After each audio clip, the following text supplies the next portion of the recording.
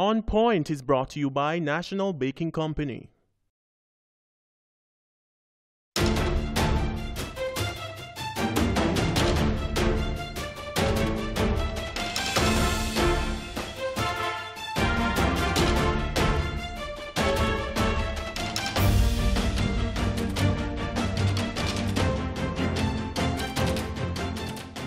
Good evening and welcome to On Point. I'm your host, Kalila Reynolds. Dennis Chum is off the island this week.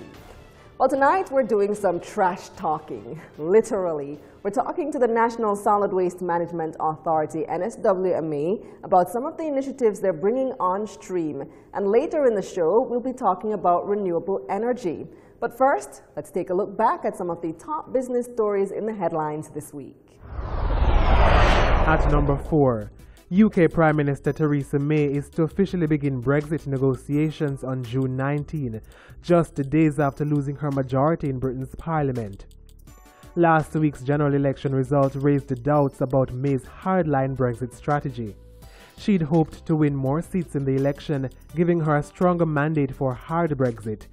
But observers now say it's unclear what Britain's negotiating position will be. At number 3, bottled pipe water.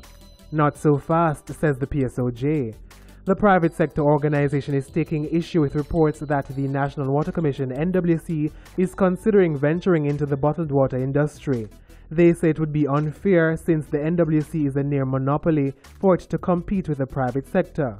In a recent Gleaner article, the NWC's communication manager Charles Buchanan said many bottled water companies actually use NWC tap water, treat it and bottle it for sale. At number 2, Scotia Group Jamaica will spend up to $3.7 billion to buy all outstanding shares in Scotia Investments Jamaica. That's assuming full take-up of its offer to buy out minority owners of the company. The group wants to take the company private in what it calls an efficiency move. It needs to control more than 80% of the company to delist from the Jamaica Stock Exchange, but currently owns 77%. Minority owners hold the other 23% of the company, some 97 million shares. And your top business story this week is in tourism. Jamaica welcomed its 1 millionth visitor for 2017 this week. Tourism Minister Edmund Bartlett says this puts the island on course for another record-breaking year. The recently ended winter tourist season saw record numbers in arrivals and earnings. He estimates tourist arrivals will reach 4.2 million by the end of the year. And when we come back, we'll have the NSWMA right here on Point.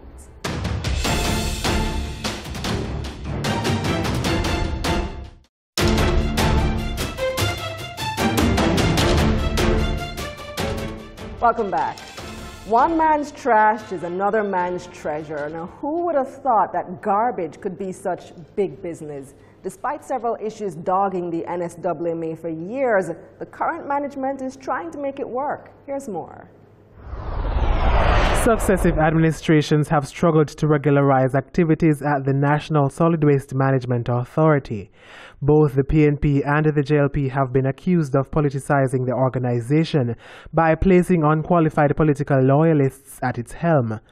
The organization has been rocked by various issues, but the most pervasive ones have been massive fires at the Riverton dump. In 2015, there was the biggest one ever. That fire at the Riverton dump blazed for days, covering most of Kingston, St. Andrew and St. Catherine with toxic smoke. At the time, the Ministry of Health pointed out that over 800 people had to visit hospital facilities because of various complications associated with smoke inhalation. And we're joined now by Executive Director of the NSWMA, Audley Gordon, as well as Chairman of the Waste to Energy Enterprise Team, Littleton, Tanny Shirley. Welcome to On Point. You're most welcome. Well, it's been quite a while since we've been trying to get you on, and what a coincidence, your chairman isn't here. Well, Audley, you've been executive director for a bit over 6 months now, and as many people would recall, your appointment didn't come without controversy, but we haven't been hearing too many negative things about the NSWMA. How's it been going so far for you? I would say we're trying our best to do a good job.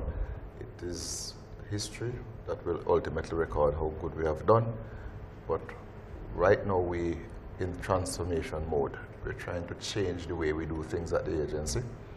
We are looking at the programs that work, and we see how we can get them to work better, and we're adding some new ones also. Speaking of new programs, we'll soon be rolling out a program for primary schools where we will go in with an electronic app and some competitions that will get the children involved in the solid waste conversation in a fulsome way. Interesting. We believe that if we're going to change the culture that currently obtains, where people just dump anywhere and treat garbage like trash instead of treasure, that we better start at the bottom up. And so we're going to go at the kids. Littering culture, public hygiene, all of that is very important. Absolutely. So what are some of the priority programs that you're targeting? So that's one. There also the culture of composting that we want to push right across Jamaica. A good 60% of the waste that we now collect are compostable, and we believe that if we can get people to begin to look at how they can convert these wastes into compost, into manure, that a lot of the waste could be used back in their flower garden, in their kitchen garden, and could even make some money from it too. And then that would reduce the amount of waste that we have to collect, and it would ultimately lead to less trucks going to collect, and so it would be an economic benefit for the taxpayer overall. And give us an update as well on garbage collection, because that's been one of the issues that people, members of the public, have consistently complained about. The trucks aren't coming often enough, and then the dogs get into the garbage. Garbage ends up all over the place. Have you been able to make improvements there? Okay, so there are two things that I would say on that point, Kalila. One is that we are getting in some new trucks now, and that those new trucks are adding efficiencies to what we do. We had an aged fleet. The youngest truck is over 10 years old, and the way we work the trucks, they're really, really aged, more than even the 10 years old, because they work around the clock. So we have the new trucks adding efficiencies, and with that, we are able to rid most of Jamaica of backlogs. We do still have backlogs, but in most cases now we only have delays. And our aim is to get rid of backlogs totally and delays totally. What's the difference between a backlog and a delay? So a backlog is like you have garbage for 2 weeks piling up on you, and there's unsightly and all sort of odor and everything. So there's a whole pile of garbage. Well, delay is like, for example, we had bad weather a couple of weeks ago, and we had to suspend the service during the extreme weather conditions. So you probably have a truck that should have gone in on the Wednesday would have gone in on the Thursday or the Friday because of the delay that we had no option. Really, you have a truck breakdown here, and it could cause a delay. But it's not going to be piling up on you, because if you miss a day, you come the following day. And we are now moving into scheduling for most communities. We're compiling the list now of communities where we will schedule their day for pickup. So you don't have to put out your garbage when it's not the day for pickup. And we're going to ensure that we abide by the schedule. That will solve a huge problem, because one of the things is that when the garbage is left out for too long, then it gets disturbed by stray animals and the wind and all that, which then segue into my next point of containerization. I really want to encourage people to take the time to properly containerize their garbage some more. If you're using a bag, a plastic bag, also if it's, you really need to double the bag, you double the bag. If you have to put a tape over it or tie it with a cord, but tie it in plastic is a box or something, just tape it over so that the garbage is not spilled all over the place. Why is it important? Well, when the garbage is properly containerized, it help the aesthetic of drinking. You don't have the garbage scattering, so you don't create that unsightly mess. But two, it is economically beneficial for us, because then when our crews arrive, they can just pick up and move and go to the next gate. So we complete an area quicker, and we save time, we save money. When we have to have them there coming with rakes and shovel to scrape up the garbage and to package it, where they could spend a minute, they're now spending 5 minutes and 10 minutes. And that also adds to the delays in the system and so on. So we really encourage people to do proper containerization of their garbage. And that's one way the public can definitely help us, to properly package your garbage. I want to ask you about the dump as well, but before we do that, let's bring in Tanny Shirley. He's the chairman of the Waste to Energy Enterprise team. What's the vision for how this Waste to Energy project is supposed to work? Well, it's simple. Our mandate by the Prime Minister is to see how we can realize trash to cash, how much we can look at the benefits of our waste system in Jamaica. That is done in other countries where you convert waste to energy. That is one element. The other area is how you can reuse some of your waste and how you can recycle your waste to end up with byproducts that can be used on the market to generate some elements of value, whether it is in products that is in demand or a product that is new on the market that you want to use. So we are essentially looking at a feasibility study right now to assess the type of waste, and this is being conducted for us by the World Bank to look at our present waste structure and to look at the social impact that Jamaica presently undergo with the mismanagement of our waste system. So basically to fill the gaps that Audley speak about, to ensure that persons are being culturalized in a positive way, in an intelligent way. And as part of this process, you also want to divest the Riverton dump.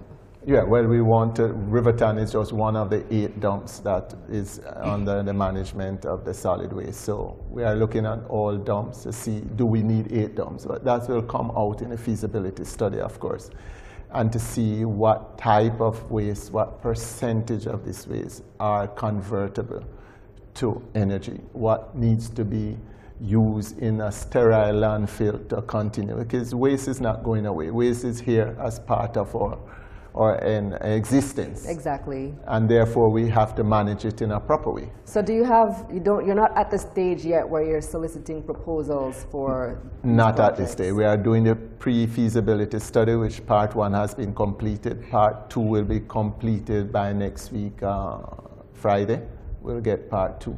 Do you think you'll get the interest in it though? Because we've seen other government divestment attempts fail. You haven't gotten the interest, or the people who aren't interested don't have the capital, the financing to do it. It sounds great, divest it, yes, but will we get the interest? And this is where the feasibility study will come in, when we do the financial analysis, not only what can be converted, but what impact it will have both on the investor and on the government, to ensure that there's a win-win situation in the, and it's more of a public-private partnership that you want to look at, because the government still will have to retain some level of regulatory control. And like all countries, the waste management is a major responsibility and a major cost to every town or state that needs to control waste. It has to do with how we culturalize our people, how they are benefiting in some element of how to manage their waste, because people are going to choose the easiest way if they, and rightfully, as Audley says, go back to the school, go back to the education. People don't throw the garbage outside, throw it through the car, and all that things that end up in the gullies and end up in and cause all type of environmental issues that is impacting on us as a country with health issues. Speaking of the dump, Audley, typically March, April, even May is when almost every year we hear about dump fires. Fire at Riverton dump, fire every single year. Well, firstly, we don't call them dumps. We call them disposal sites or landfills. It's not a landfill. We're heading there. You might call it a landfill, but it's really a dump. We're heading there. Just give us time. We're in transformation mode, as I told you earlier.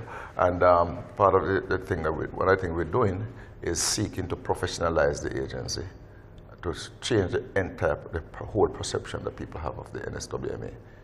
We're not just about just collecting garbage. We're about the corporate governance framework also. We want to run a professional agency that adheres to strict government ethics and procedures.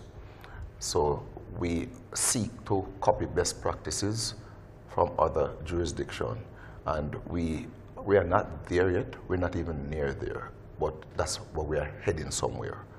We ask for time to get us there. We do have a challenge with unscrupulous people who, for selfish reasons, will set fire to dumps. Right, because you haven't had a major fire at Riverton, but you've had other fires at other dumps. So we had in the last month, 2 months and a half, 5 fires in 5 different disposal sites. We had a fire over in Retirement in St. James, had a fire over in Myersville in St. Elizabeth, had a fire in Haddon, St. Anne, that's Monique St. Anne. We had a fire in Doctors Wood in Portland. And just Friday night, we had a fire in Riverton. What happens is because of new procedures that we have and protocols that kicks in once there's a fire, we are managing now to put out the fire earlier. And so it creates less nuisance and less harm to the environment. In all those 5 cases, we suspect arson. And I use the opportunity to ask people to desist. It's too costly on the taxpayers when they do that. And it helps nobody, because we believe that the disposal sites, even though they can ignite because of the amount of gases that concentrate in garbage, we know the difference between the ignition, when an ignition takes place, from when somebody deliberately disturbs our sites. And we know that these 5, we believe strongly that these 5 fires over the last 2.5 months were set by arsonists. Based on our history, I'm told, and it's alleged, I have no evidence of it, but I'm told that people would get work whenever the dump is on fire. Well, those days are over, because if we ever have a fire, I am prepared to access all the state resources available and use that state resource to put out the fire and to get whatever covering material and whatever trucking and whatever heavy-duty equipment. I'm not going to reward anybody who do those dastardly acts. I'm not going to do it. So we have the challenge there, and we work assiduously to secure. We are doing some new things in securing disposal sites. Some of them are huge acreage, and terrain is bad, so it's not easy to fence. They're not fenced, so it's not easy to really provide the kind of security that we would love. But we are doing some things, working with the Army, working with the police, and some other things that we are doing that we won't speak about publicly, to ensure that we secure our sites, because they are important assets, and we need them. You have to have somewhere to put the solid waste. You can collect it with all the fancy trucks. If we don't have somewhere to put it, we're going to be in some serious problems. And we want people to respect the integrity of the disposal sites. No, there's more than one thing that garbage can be used for, and Tanny, you're trying to get the waste-to-energy projects on stream, but you also have recycling. Is the NSWME or the enterprise team looking at ways to recycle what we have? Certainly, and there are a lot of attention in the pre-feasibility that speaks to recycling, also reuse, and also look at the type of waste that would best suit recycling. For instance, whether the market for recycling is better financially than conversion of those same products, for instance, tires and bottles, to energy. Where do we fit in? And this is where the financial analysis will guide us. Do you recycle or do you convert? Because most of the products that are used for recycling are the best fit for conversion. And therefore, our financial output will decide which is the best way to go. So how long are all these studies going to take? Because you've been hearing about these projects for years now. They've been ideas, they've been thrown around. Well, how long before we can actually start moving on some of these ideas, these projects? Good question, because you would have heard recently the Prime Minister elaborating very confidently, and rightfully so, that by the end of the year, which is our timeline as an enterprise team, we will be able to go to market to look for a potential investor with the necessary terms of reference to evoke a waste-to-energy program. Mm-hmm. For the NSWMA, Kalila, we do partner with Recycle Partners of Jamaica to supply them. They collect the plastic bottles from our sites and they do the recycling. We don't actually do the recycling there, we encourage the recycling. You will know the 3 R's that we push as we move around. Part of our mantra is to encourage people to reduce, reuse, and recycle. So we're definitely into the encouragement and the market and the recycling concept, though we don't physically do the recycling at our facilities. Mm-hmm. To encourage it. Before we wrap this segment, Tanya, I know you wanted to talk a little bit about what you guys are doing in St. Thomas with the Goodyear factory, and that comes under your other hat as chairman of the Factories Corporation of Jamaica. What type of project is that? Oh, that again is a major landmark, I would say, in Jamaica's development. It is a major step taken by the government to look at Morant Bay, one of our urban centers, and to look at the challenges that it faces, particularly Morant Bay, and see how best we can be retrofitted in a new urban development. And what we have done, fortunately for factories who will be driving this, we have 25 acres of land at the Goodyear plant. Lovely site. Unfortunately, has been left unattended. It was the major source of, I would say, job creation for the people of St. Thomas. And since then, St. Thomas has been struggling to be a city, a parish to be recognized for many reasons. Being noted as one of the poorest parishes, the Northern parish with tremendous challenge for access. A parish that has suffered from its own history of standing up for our rights. Morant Bay Rebellion. Definitely. Terrible roads. Right. And I think it's a parish that need recognition for all the beauty of that parish. Everyone you speak to in Morant Bay will tell you at St. Thomas how beautiful that town is and the parish is. So what we have created is a new urban center where we extract all the government agencies, services from the town into a new center and fuse that with private sector business to create that type of synergy. So our investment will be guaranteed from government rental, and certainly divestment of private sector businesses will allow it to be a viable, financial viable project. It also will speak strongly to the Prime Minister's vision of new urban development to be a social order, discipline, how you conduct business. And because so many government agencies, for instance, the courthouse, the tax office, the municipal corporation, a town hall, all these will be driven by their own state security. So in effect, you're looking at a cluster that's going to be secure, state-driven secure. I think what people care about, especially in a parish like St. Thomas with high unemployment, is jobs. So is it a case that, well, we build it and they will come, the businesses will come, the jobs will come? We have done our studies, and when you look at the new opportunities that exist for St. Thomas, the new highway, the expansion of the Norman Manley Airport, a possible port at Port Royal, the new access to Morant Bay is going to be branded as a new, I would say, city of Kingston. It's going to be the next attraction outside of Kingston for businesses. You'll be careless if you do not recognize that St. Thomas has the opportunity to be the wonder of Jamaica in terms of its natural beauty, its heritage, its people, and business opportunity that we will be creating.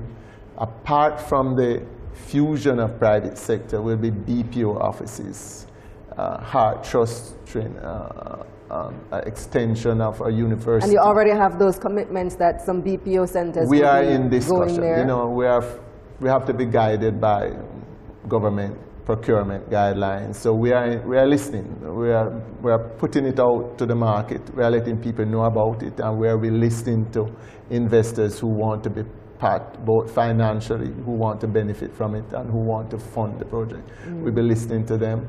And then when we go out using government procurement guidelines, then it would fall into our... So what's your timeline for that? We are expecting, and I mean, this is something being driven by the Prime Minister because he's passionate about it. Hopefully we'll be able to break ground by the end of the year.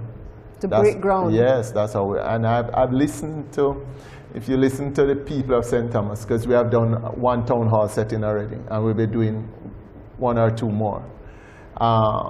The passion, the excitement, the eagerness for people wanting this to happen. Well, but yeah, because if you have nothing, of course, you're eager for something, yeah, right? But the skepticism that will it happen?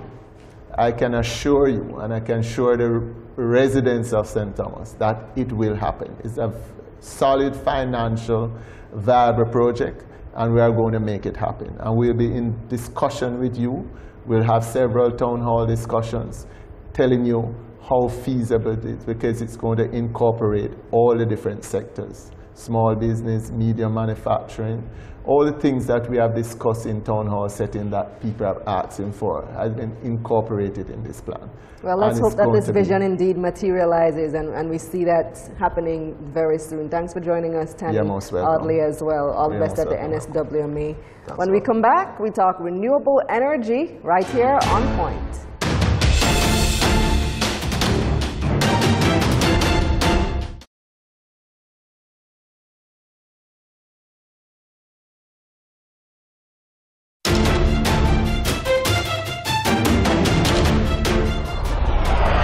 Welcome back to On Point. Well, the Jamaican government has a goal of achieving 15% or having 15% of the country's energy come from renewables by 2020 and 30% by 2030. Now that's right around the corner. Here's a look at how those efforts have been going so far. For many years, the talk of renewable energy in Jamaica had largely surrounded solar power. But with more pressure for the country to diversify its energy portfolio, the government began to look more seriously on other sources. During his contribution to the sectoral debate in Parliament, Minister of Science, Energy and Technology Dr. Andrew Wheatley said Jamaica is on course to achieving 30% of its energy consumption from renewables by 2030. He noted that as of last year, 10.5% of net electricity generated was obtained from renewable energy. The minister pointed out that 2016 saw the diversification of the country's energy sources in a significant way, as the country ushered in an additional 80 megawatts of generating capacity from renewable sources. And we're joined now by the German ambassador to Jamaica, Joachim Schmillen, hope I got that right, and Earl Green, Dr. Earl Green. He's managing director and principal consultant of Sustainable Choices. They're both participating in a renewable energy seminar in Kingston next week. Welcome to On Point. Thank you for having us. Thank you for the invitation. Thank you. Yes, let's start with you, Mr. Ambassador. The seminar is titled Renewable Energies Made in Germany, Solar, Thermal and PV, Wind, Bio and Hydro. Why is this a discussion that you're bringing to Kingston? Because we think there's an opportunity for our companies to show the whole spectrum, which you just mentioned, from solar to wind, hydro energy, to find partners here to cooperate and to improve the situation. We just mentioned Jamaica is in a good way to increase the renewable energy, and we like to have it. So that's a short answer. What's the longer answer? The longer answer is that you can describe the impact of climate change, the rise of the sea level, how is it impacting the future of this island, and if you like to talk about all of this is a huge, broader, what can I say, approach to this issue. Dr. Green, you're going to be talking about energy policy in Jamaica and some other Caribbean countries as well. And you heard in the lead up to this segment me describe basically what the vision is for Jamaica in terms of policy and the amount of renewables that we hope to achieve. Is this the right strategy? Yes, I say the strategy is correct, but there's one thing I'd like to add to that, and that is energy efficiency. It plays a critical role in the government achieving its targets over the next 12 to 15 years. We in Jamaica, indeed, are doing some amount of work led by the Ministry of Science, Energy and Technology, but I think there is much more that we need to do with respect to energy efficiency, because it complements renewable energy just as renewable energy complements energy efficiency. Like what? Because when the average person thinks about energy efficiency, you're thinking, okay, getting a more efficient fridge, turning off the lights and so on, but what are some of the things we can be doing on a larger scale to be more efficient with energy? Well, first, I'd like to suggest that it starts with education. And perhaps we need to develop and implement more aggressive programs starting in the schools, in the households, etc. Because if it is that people are not very conversant with the net gains of engaging in energy efficiency activities, certainly they won't see the benefit in the end. We know there's much that is being done by the government at this time to promote energy efficiency across the country. But as I said before, much more needs to be done. We have been doing an excellent job across the region. In fact, we are the leaders across the region with respect to the development of renewable energy initiatives at the national level. And if you had cause to read the minister's budget presentation in the recent budget debate, you would have observed that there is much more to come as it relates to Jamaica continuing that charge to increase the amount of renewables as baseload power generation. Now, going back to the point about efficiency, though, for business owners watching, business managers watching, how can they be more efficient with energy in their businesses? One of the first things they would need to do is perhaps an energy audit to try and better understand how well they are using energy. There are almost always opportunities to improve the way a facility uses energy. So I can't speak in abstract terms, but that's one of the very first things that they need to do. In addition to that, there are vast amount of energy efficient appliances, components, gadgets that one could use to optimize their energy use. And again, it comes back down to understanding how it is that this particular building is performing and the different strategies that may be engaged to improve the energy use of that building. Ambassador Schmillen, to what extent are the German companies that are going to be presenting at this conference, the seminar next week, to what extent are they focused on energy efficiency as well as looking at the renewables? So we had this more or less the same conference 2 years ago here in Baker's Hotel in Kingston, and we discovered that there was a big interest, especially in producing energy by renewables. But there was a big problem, and I think that is some of the issues we will discuss in this conference too, is the storage. If I see what we as embassy, and the embassy is also giving away sometimes solar installation for NGOs like Help Jamaica or Missions for the Poor. And I see they have a nice solar installation, but it's wonderful running during the day, so from 6 in the morning to 6 in the evening. Right. And then the sun is going down, and then there's no energy anymore, right, because they cannot afford, or a little bit, the technology is at the moment not so cheap, so it's really an investment, but you need storage capacity if you really like to have the big advantage of it's a major problem. So that's here, especially in what I have seen. I have not seen so many installations where you can say they're really running around the clock, because they're running as long as the sun is shining. Yes. So that, I think, is one part we will discuss. There's a part in the program where we will discuss about storage capacity, and the technology behind it.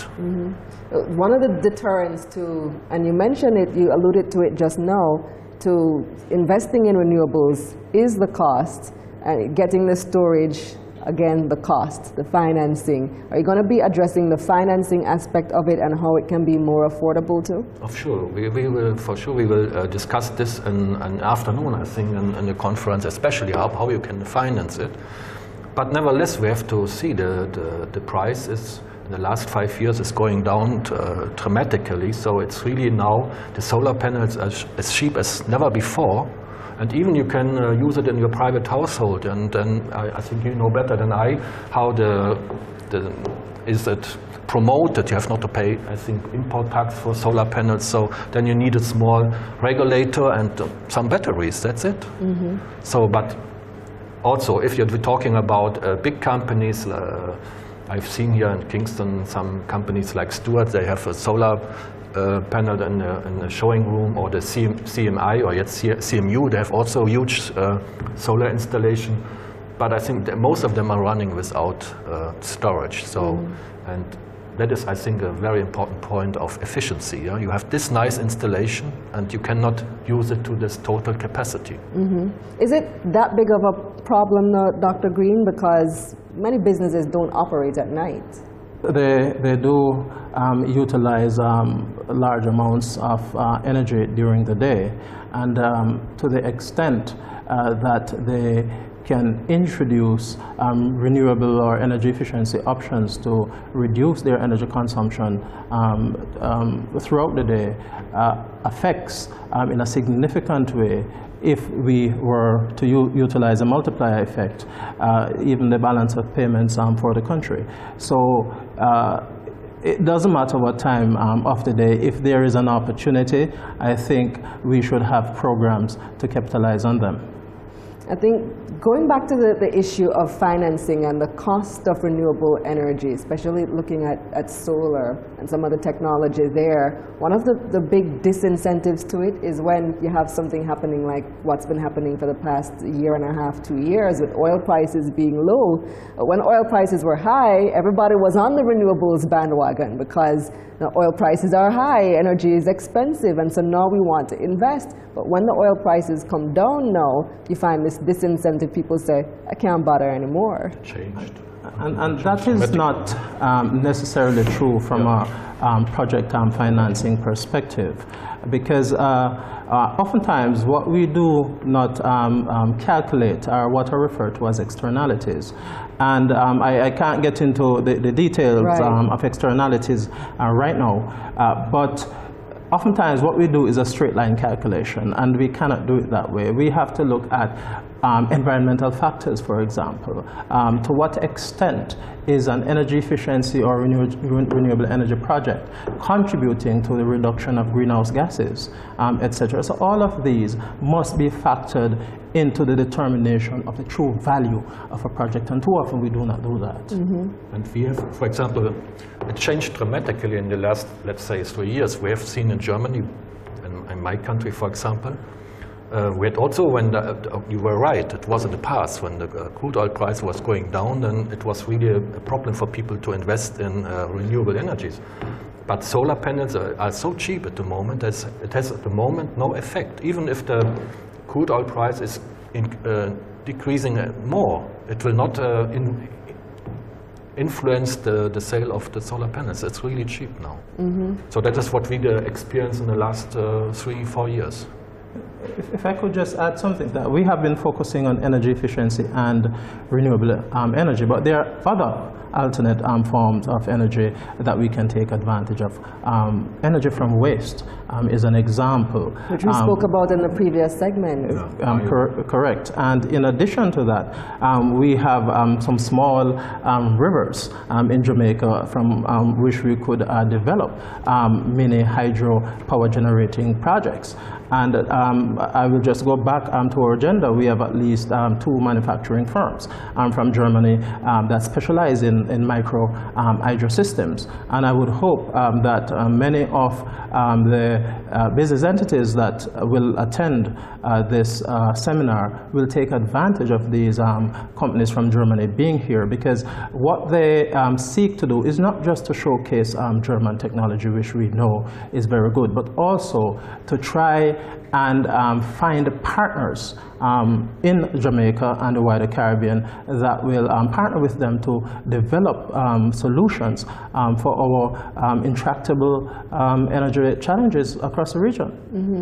Mr. Ambassador, you spoke to it earlier about the importance of looking at renewables in this modern era because of what is happening with climate change. And it's been a topical issue with what Donald Trump has announced recently, withdrawing from the Paris Agreement.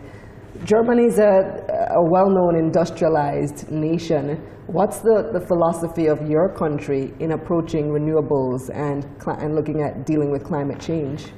Yes, we have as a target to produce the energy for electricity consumption for 2030 with 50%. We at the moment with for electricity in round about 32%.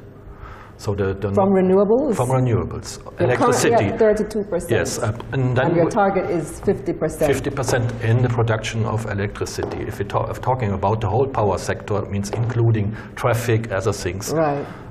We hope we have in 2030 also 30% then. But we have, you mentioned it, the Paris Agreement. That is it wasn't, I think it's still an important step. Yeah? And I just read a study here from the Inter-Caribbean Development Bank about the impact of sea level rising for the Caribbean area, especially also for Jamaica. And if you see, 8% of the population is living in Jamaica in areas which is lower than 10 meters. And the forecast for 2100 is that the sea level will rise up to 10 meters. 8% is compared to Bahamas or other islands, not so much. They have 80, but nevertheless, there is a lot of installation you have now, like the airport in Kingston or airport in Montego Bay. They are underwater then. So there is a strong impact and political impact as a corporation, international cooperation, to make sure that we hopefully can reduce our emission, that we can use more renewable energy to avoid the situation. So you're already doing fairly well, and better than quite a few countries in terms of the ratio of renewable energy that you use.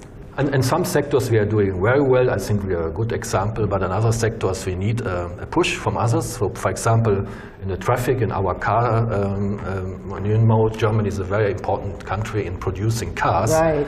And I think this part of industry, they need a big push to be, because at the moment they are still orientated on fuel-driven motors, and we cannot reach our target in this sector of traffic if we are still continuing to believe that the auto has to be driven by a fuel-driven car. So we have to invest more in electric cars. What's the reason for that? Is it the buyers of the cars? Is it the market who's saying we still are stuck on gasoline? It is a combination, because I have sitting myself in a BMW was driven by hydro energy, and the technology is there, but it's expensive compared to the technology we are used now to.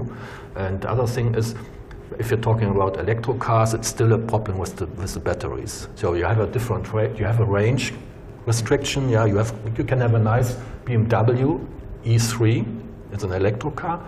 It can drive you on 24 hours, I don't know, 350 kilometers.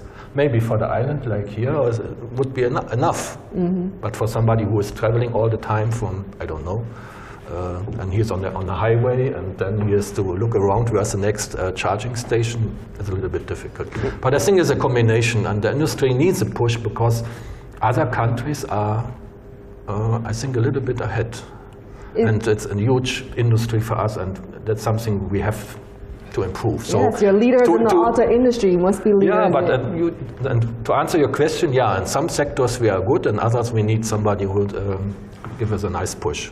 Would that even be feasible for Jamaica, though, having more types of electric cars and alternative energy for vehicles? Because with electricity so high here, it might cost me, and I haven't done any study, but I'm thinking it might cost me more to plug in my car than it would to buy gas. I have no particular study for Jamaica to refer to at this time, but what I can say is that both our major universities, the University of the West Indies and certainly the University of Technology, are looking at different forms of alternative energy, not just electric cars, biomass, for example, biofuels options. I mentioned the untapped era of hydro just now. Of course, we know that JPS has a few hydropower generating plants, but how much more could we put into the existing energy mix? So these are some of the questions that we need to answer from a renewable energies perspective. But for me, as I said earlier, I would want us to focus more on energy efficiency because I think it's a source of power generation in itself. So energy save is like energy that you avoided in terms of generation. So we really need to push that envelope some more. And if we do all of that in concert, you'll be surprised of that 30% reduction by 2030. We could bypass that. Oh, so you think we can not only make it but bypass it? Based on the trajectory that we are on now? That 30% was recently altered, because initially it was 20%. It's because of the performance, mainly from renewable options like wind and solar, why we have performed so well over the last decade or so. So I think the minister, on recognizing that we will obviously get to 20% by 2030, has shifted the goalpost to 30, and I think that with the correct approach, we will be able to achieve that as well. Well, then maybe we need to improve our targets and target 50% like our friends in Germany. I'm sure. Wouldn't that be nice? In time we will. Wouldn't that be nice? Well, I want to thank you for joining us, Ambassador Schmillen. The conference, by the way, is on June 20 at the Pegasus Hotel. Thanks as well, Dr. Green, for joining us. When we come back, you're welcome. Thank you. We'll have the numbers and your word on the street.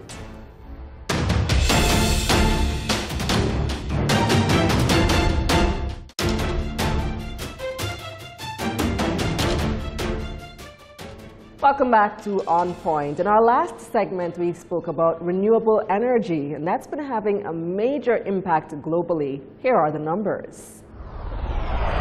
In October 2016, the International Energy Agency, IEA, announced that the world's capacity to generate electricity from renewable sources had overtaken coal. The report said 500,000 solar panels were installed every day around the world. In China, 2 wind turbines were installed every hour. New technology in wind and solar energy is bringing their costs down dramatically, making them account for 75% of the renewables market. According to the report, China is the undisputed leader in renewable energy expansion globally, representing close to 40% of growth. In the UK, wind generated more electricity than coal for the first time in 2016. 3 major coal stations closed last year, causing coal power to drop to 9% from 22%. And our On Point team hit the streets and asked Jamaicans, what would you want to see done with the Riverton dump?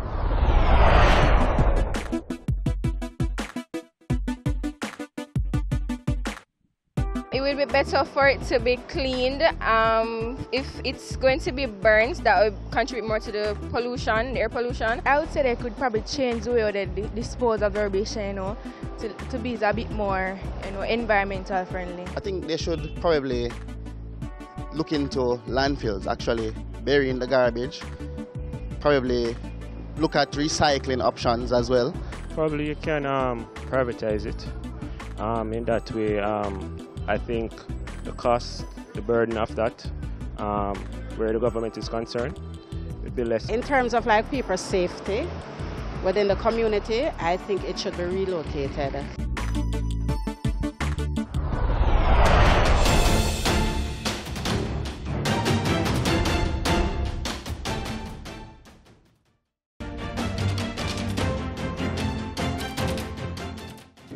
Well, interesting conversations today, and it's funny to note how the two things actually relate to each other. In the first segment, we spoke about the NSWMA, the dump, the waste-to-energy project, and in the second segment, we were speaking about energy as well, renewable energy, energy efficiency, and it's interesting to see how the two, kind of combine, because looking at energy, looking at biofuel, biomass, that type of thing, those can help take Jamaica forward as well and reduce our reliance on fossil fuels, which is one of the things that we've been trying to do.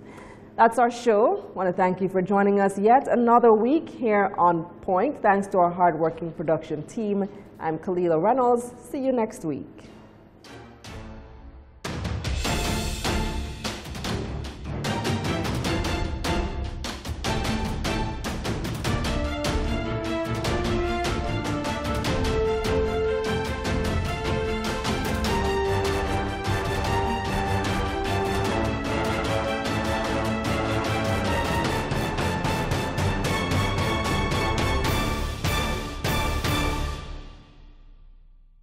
On Point was brought to you by National Baking Company.